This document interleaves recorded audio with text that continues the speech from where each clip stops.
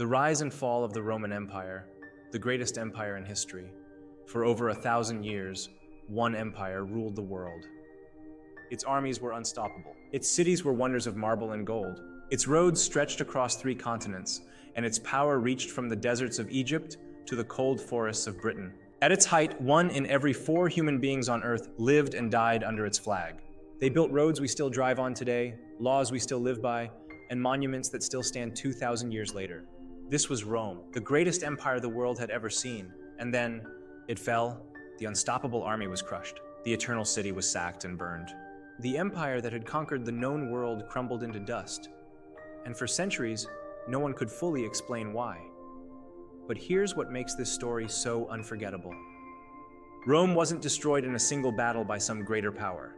It rose from a tiny village of shepherds to rule the entire Mediterranean world. And then it was brought down by mad emperors, brutal betrayals, poison, corruption, and enemies both outside its walls and hidden within. There was an emperor who allegedly played music while his own city burned to the ground.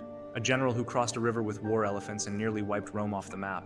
A dictator stabbed to death by his closest friends on the floor of the Senate. And a final, chilling twist. The very last emperor of Rome shared his name with the man who founded it, as if history itself had closed a perfect, tragic circle.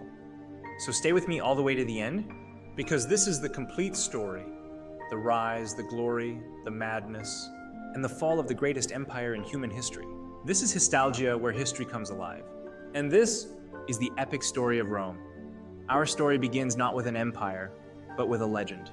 According to Roman myth, the city was founded by 2 brothers, Romulus and Remus, twins who, as babies, were abandoned and left to die, only to be rescued and raised by a wolf. When they grew up, they decided to build a city on the hills beside the river Tiber, but the brothers quarreled over who would rule it. And in a fit of rage, Romulus killed his own brother Remus and named the new city after himself, Rome. It's a violent, bloody beginning, a city born from the murder of a brother. And whether the legend is true or not, it tells you something important about the Romans themselves. From the very start, this was a people who believed that power was worth killing for. In its earliest days, Rome was ruled by kings, but the Romans grew to hate the idea of one man holding absolute power. So around 500 years before the birth of Christ, they rose up, overthrew their last king, and did something revolutionary. They created a republic. Instead of a single ruler, power would be shared. Elected officials called senators would govern, and no one man was ever supposed to become a king again. Remember that idea, that Rome would never again bow to a single all-powerful ruler, because it's going to become one of the most important themes in this entire story. The Romans were so terrified of kings that they built their whole society around preventing one. And yet, we all know that Rome would eventually be ruled by emperors far more powerful than any king. So how did that happen? How did a people who despised absolute power end up handing it to a single man? Keep that question in the back of your mind. The answer is coming, and it's dramatic. For now, the young Roman Republic began to grow. Slowly at first, it conquered its neighbors, one city at a time. The Roman army developed a reputation for brutal discipline and never giving up, even in defeat. City by city, region by region, Rome swallowed up the entire Italian peninsula. But across the sea, a far greater and richer power was watching Rome's rise with growing alarm, a mighty trading empire that would soon push Rome to the very edge of total destruction. That rival was Carthage, a wealthy, powerful empire based in North Africa with a navy that ruled the seas. As Rome expanded, the 2 superpowers collided in a series of brutal conflicts we now call the Punic Wars. And the second of these wars produced one of the greatest and most terrifying enemies Rome would ever face. A brilliant general named Hannibal. Hannibal hated Rome with a burning passion, and he devised a plan so bold, so insane, that the Romans never saw it coming. Instead of attacking Rome by sea where they expected him, he marched an entire army, including cavalry, soldiers, and dozens of enormous war elephants, over the freezing, treacherous peaks of the Alps, and invaded Italy from the north. Think about how impossible that sounds. Leading war elephants over some of the tallest, iciest mountains in Europe. Thousands of his men died in the crossing, frozen or fallen from the cliffs. But Hannibal made it, and suddenly, the most dangerous army in the world, was loose inside Italy itself. What followed was a nightmare for Rome. Hannibal crushed Roman army after Roman army. At one battle in particular, he lured a massive Roman force into a trap and surrounded them completely. Tens of thousands of Roman soldiers were slaughtered in a single day, one of the worst military disasters in all of history. Rome was reeling. Its best soldiers were dead. Hannibal was roaming freely through Italy, seemingly unstoppable. It looked like the end. So let me ask you, if you were a Roman citizen in that moment, with the greatest general alive tearing your armies to pieces just miles from your home, would you have believed Rome could possibly survive? It genuinely should have been over. But here is the incredible thing about the Romans, the trait that would define their entire history. They refused to surrender. Even after catastrophic defeats that would have shattered any other nation, Rome simply raised new armies and kept fighting. Instead of trying to beat Hannibal in Italy, they got clever. They took the war to Hannibal's homeland, attacking Carthage directly in North Africa. It worked. Hannibal was forced to rush home to defend his own city, and there, at last, he was defeated. Rome had survived its greatest test, and it didn't just defeat Carthage. Decades later, it returned and destroyed the city completely, burning it to the ground so it could never threaten Rome again. Rome was now the undisputed master of the Mediterranean world. But with all that new power, wealth, and conquered land came a deadly new problem, a problem that would tear the Republic apart from the inside. As Rome conquered more and more of the world, unimaginable riches poured into the city. But that wealth wasn't shared equally. A handful of powerful families grew fabulously rich, while ordinary Romans struggled. Ambitious generals, made powerful and popular by their conquests, began to realize something dangerous. With a loyal army behind them, they could seize control of Rome itself. The old system, the Republic that had lasted for centuries, started to crack. And into this chaos stepped one of the most famous men who ever lived, Julius Caesar. Caesar was a military genius, a brilliant politician, and endlessly ambitious. He conquered vast new territories for Rome, winning enormous fame and the fierce loyalty of his soldiers. But his growing power terrified the Senate. They feared he wanted to make himself a king, the one thing Romans had sworn never to allow again. So they ordered him to give up his army and return to Rome alone as a private citizen. Caesar faced an impossible choice. If he obeyed and gave up his army, his enemies would likely destroy him. If he marched on Rome with his soldiers, he would be starting a civil war against his own country. He stood at the banks of a small river called the Rubicon, the border he was forbidden to cross with an army. And after a long moment of hesitation, he made his decision. He crossed the river, reportedly declaring, "Abbat, the die is cast." There was no going back now. Civil war exploded across the Roman world. Caesar chased down his rivals, defeated them one by one, and emerged victorious. He returned to Rome more powerful than any Roman had ever been. He had himself declared dictator, not just for a year, as was the tradition, but for life. To many, it looked like the Republic was truly dead, and that Caesar had become a king in all but name, and that terrified a group of senators to their core. They believed they had to save the Republic, and no matter the cost. So they hatched a conspiracy. On a day in March that would become infamous forever, the Ides of March, Caesar entered the Senate. Suddenly, the conspirators surrounded him, drew their hidden daggers, and struck. He was stabbed 23 times on the Senate floor, betrayed and killed by men he had trusted, including some he considered friends. The assassins believed they had saved the Republic, but they were catastrophically wrong. Instead of restoring the old system, Caesar's murder plunged Rome into another round of brutal civil wars. And when the dust finally settled, the Republic wasn't saved at all. It was gone forever. In its place would rise something new and far more powerful, an empire ruled by a single man. And the man who would build it was Caesar's own adopted heir. His name was Octavian, and after years of vicious civil war in which he defeated all his rivals, including the famous partnership of Mark Antony and the Egyptian queen Cleopatra, he stood alone at the top of the Roman world. But Octavian was clever, far cleverer than Caesar had been. He had watched his adoptive father get murdered for openly grabbing too much power, for looking too much like a king. So Octavian did something brilliant. He took absolute control of Rome, command of the armies, the treasury, and the government, but he pretended he hadn't. He claimed he was simply restoring the Republic, calling himself merely the first citizen. He kept the Senate around and let it look like it still had power. In reality, he held all of it. The Senate showered him with honors and gave him a new, majestic name, Augustus, meaning the revered one. And with that, Augustus became, in everything but title, the first emperor of Rome. The republic that Romans had protected for 500 years was over. The age of emperors had begun. Remember that question from the start of our story? How could a people who hated kings end up ruled by emperors? This is the answer. They didn't have it taken by force in a single moment. It was taken slowly, cleverly disguised as something else, until one day they woke up and the republic was simply gone. But here's the twist that history doesn't always tell you. For ordinary Romans, this was actually a golden age. After a century of chaos and civil war, Augustus brought peace and stability.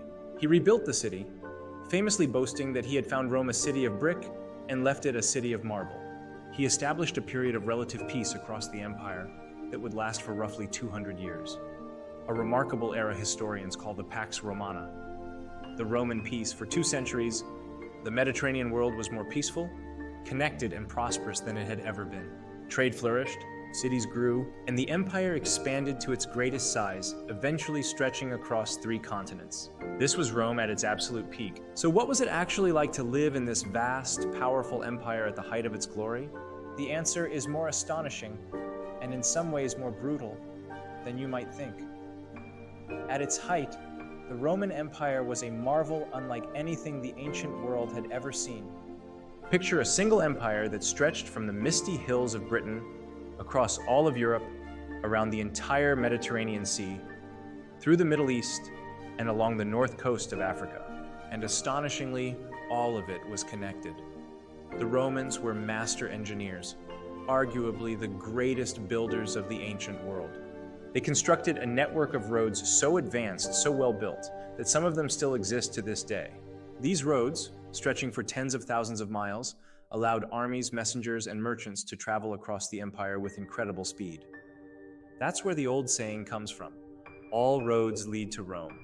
They built towering stone aqueducts to carry fresh water across vast distances into their cities, providing public fountains, baths, and even indoor plumbing, luxuries that much of the world would not see again for over 1,000 years after Rome fell. They built enormous public bathhouses, grand temples, and libraries. And in the heart of the capital, they built one of the most famous structures in human history, the Colosseum. The Colosseum was a gigantic stone arena that could hold tens of thousands of roaring spectators. And this is where we see the darker, more brutal side of Roman glory. The Romans were obsessed with violent public spectacle.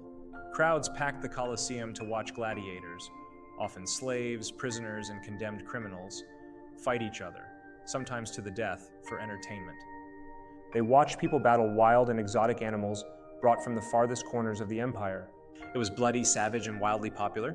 To keep the masses happy and distracted, the emperors provided them with free food and these deadly games, a strategy remembered by the phrase bread and circuses. Underpinning all of this power was the Roman army and the most disciplined and effective fighting force of the ancient world. Roman soldiers, called legionaries, were rigorously trained, superbly equipped, and organized into legions that could crush almost any enemy they faced. For centuries, this army was the foundation of everything. It conquered the empire and it defended its borders. But I want you to hold on to that thought, that Rome's entire strength rested on the loyalty and power of its army. Because that same army, the thing that made Rome unstoppable, was about to become one of the biggest reasons for its downfall. First, though, we have to talk about the men at the very top, because some of the emperors who ruled this magnificent empire were not just powerful. Some of them were absolutely dangerously insane. Being the single most powerful person in the entire world, with the ability to have almost anyone killed on a whim, does strange things to a person. And Rome produced some emperors whose cruelty and madness have become legendary. Take the Emperor Caligula. He began his reign popular and full of promise. But before long, he descended into shocking cruelty and bizarre behavior. Ancient writers tell us he was wildly unpredictable and brutal, delighting in humiliating and executing those around him. According to legend, he so loved one of his horses that he planned to make the animal a high-ranking government official. Whether every story about him is completely true or exaggerated by his enemies, one thing is clear. He ruled through terror and cruelty. And terror has consequences. Eventually, members of his own guard, the men sworn to protect him, turned on Caligula and assassinated him. But perhaps the most infamous emperor of all was Nero. Nero was vain, paranoid, and ruthless. He is said to have murdered members of his own family to secure and keep his power. He fancied himself a great artist and performer, forcing audiences to sit and watch him sing and act for hours. And then came the event that sealed his terrible reputation, the Great Fire of Rome. A massive fire broke out and raged through the city for days, destroying huge sections of Rome and leaving countless people homeless.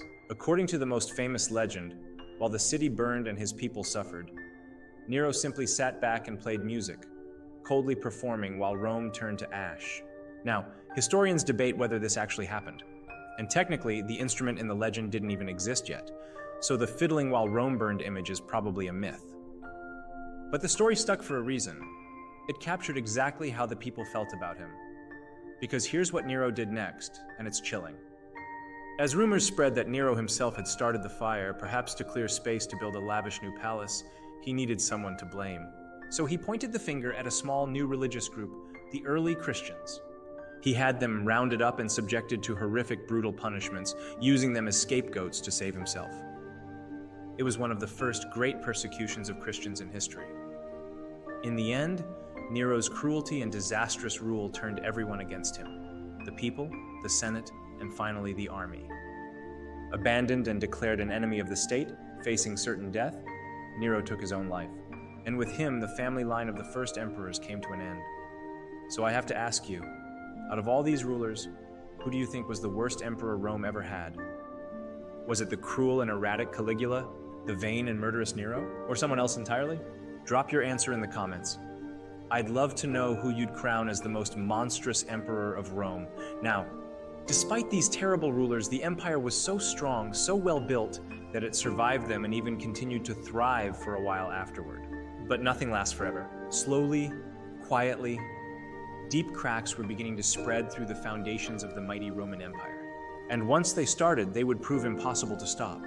For all its glory, the Roman Empire had a hidden weakness, one built into its very design. There was never a clear, reliable system for choosing a new emperor. When an emperor died, who took over? Sometimes it was his son, sometimes it was whoever the army decided to support. And that last part became a fatal problem. Remember how I told you Rome's strength rested entirely on its army? Well, the soldiers eventually realized that they were the ones with the real power. They controlled who sat on the throne, and so they began to sell it to the highest bidder, and to overthrow emperors they didn't like. If an emperor didn't pay them enough, or wasn't successful enough, they would simply murder him and declare their own commander the new emperor instead. This led to a catastrophic period of chaos. Emperors began rising and falling at a dizzying, unstable pace. In one especially brutal stretch of about 50 years, the empire burned through dozens of emperors, many of them ruling for only a year or two before being assassinated, killed in battle, or overthrown. The government was in constant turmoil.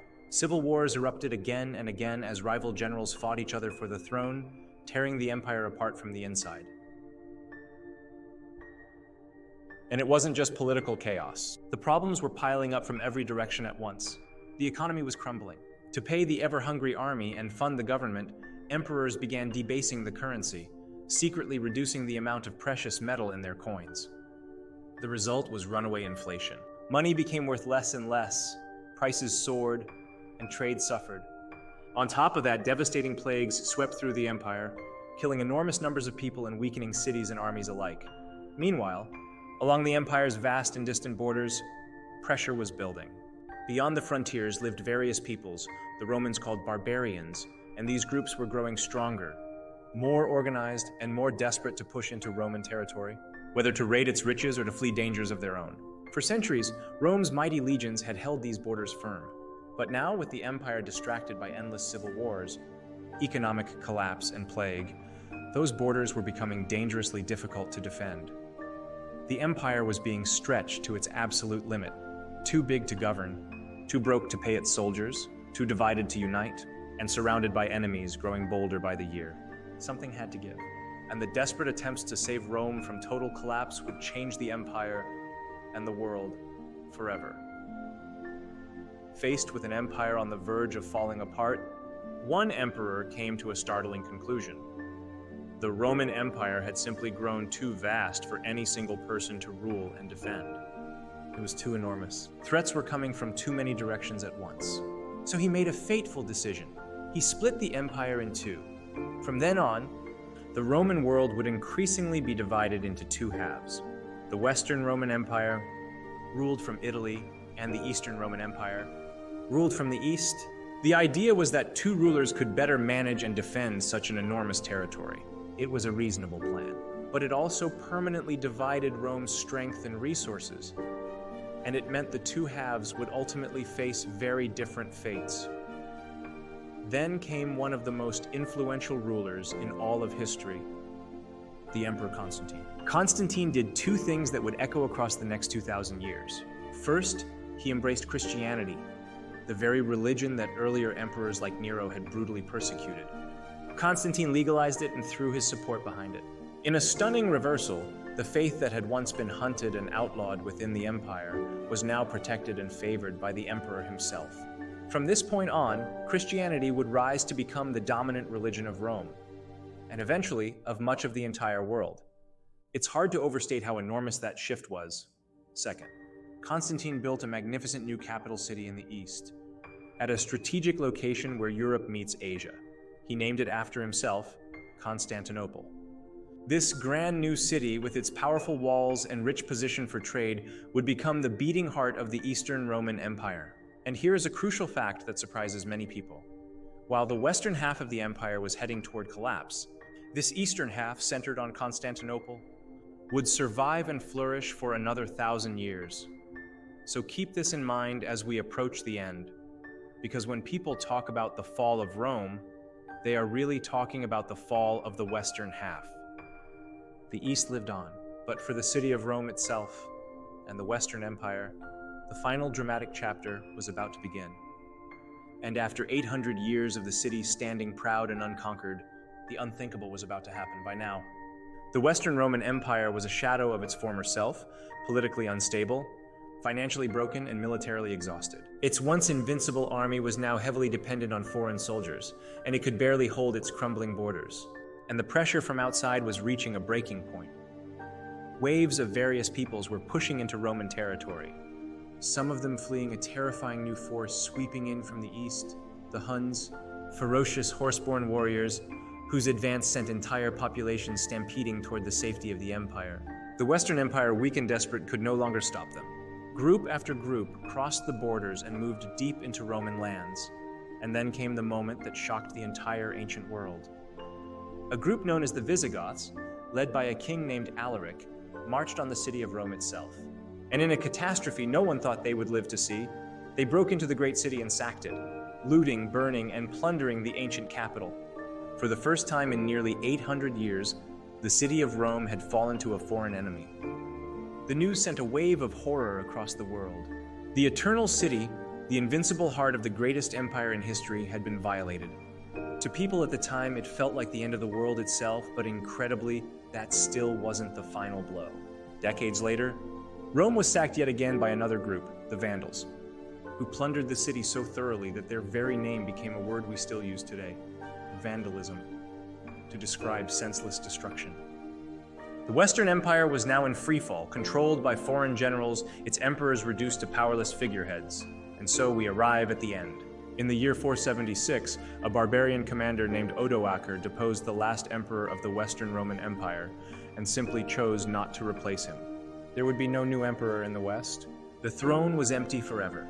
And here is that haunting twist from the very beginning of our story.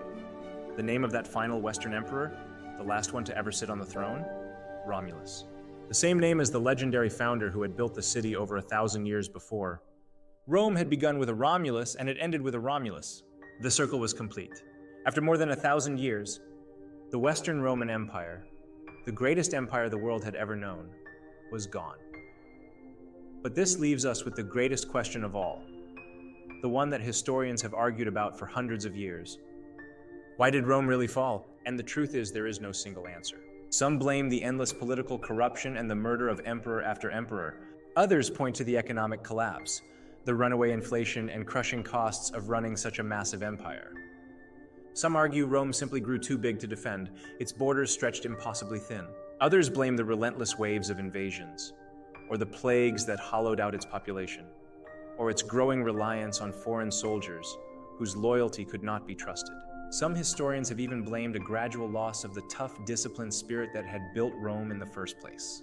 Most likely, it was not one of these things, but all of them, crashing together over centuries until the whole structure finally gave way. So what do you think? After hearing the whole story, what do you believe truly destroyed the Roman Empire? Was it corruption, the economy, the invasions, or something deeper? Tell me your theory in the comments. This is one of history's greatest debates, and I read every single response. And yet, here's the most amazing part of all. Rome never truly died. Its language became the root of Spanish, French, Italian, and shaped English. Its laws form the foundation of legal systems around the world today. Its roads, its architecture, its calendar, its ideas about government and citizenship, they are all still with us, woven into the very fabric of the modern world. The eastern half of the empire, centered on Constantinople, lived on for another 1,000 years. In a very real way, we are all still living in the long shadow of Rome. An empire can fall and still conquer the future. If you enjoyed this journey through the rise and fall of Rome, do me one quick favor and hit that subscribe button. Because here on Histalgia, we bring the greatest and most epic stories of the past back to life, one unforgettable tale at a time. And I promise you, you do not want to miss what's coming next. And now it's your turn. Whose story should I tell next? Another mighty empire? A legendary conqueror? A mystery lost to time? Comment down below with the person, empire, or event you want to see. And if I choose your idea, your requested story could be the very next video here on Histalgia. Thank you so much for watching. This has been Histalgia, and I'll see you in the next story.